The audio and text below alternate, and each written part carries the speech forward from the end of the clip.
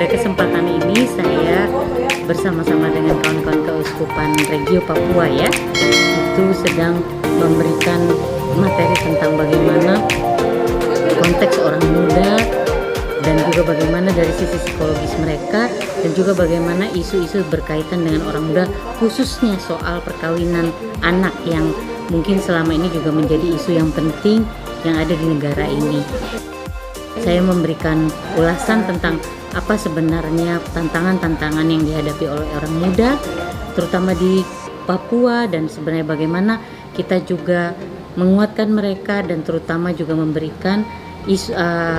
isu-isu berkaitan dengan perkawinan anak yang juga harus menjadi bagian yang disuarakan atau dikuatkan oleh orang muda Katolik di Papua untuk menolak perkawinan anak, karena perkawinan anak ini memberikan dampak yang buruk bagi kehidupan orang muda, termasuk orang muda Katolik, termasuk bagaimana sama-sama memberikan rekomendasi yang terbaik bagi isu-isu yang bisa dikuatkan atau dikerjakan di OMK Regio Papua. Perkawinan anak ini suka tidak suka adalah sebuah praktik yang memang terjadi di wilayah kita ya, di mana sebenarnya praktik perkawinan anak ini terjadi karena banyak hal ya, faktornya soal kemiskinan, bagaimana soal akses informasi dan lemahnya komunikasi yang terjadi antara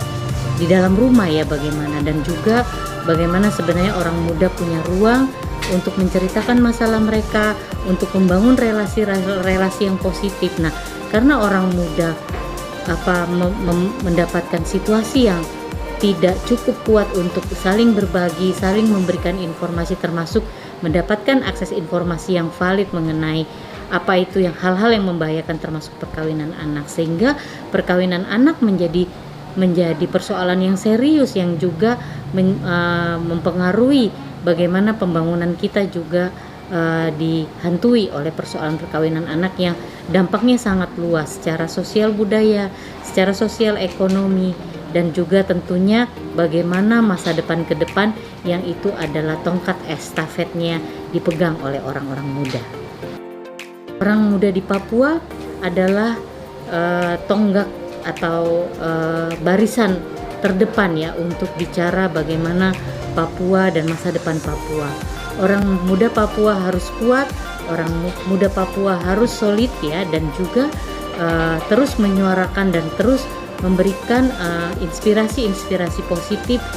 bukan saja untuk orang muda tetapi juga untuk seluruh masyarakat di Papua. Orang muda Papua harus menjadi suara yang paling kuat ya, yang paling berpengaruh untuk bicara tentang masa depan di tanah Papua.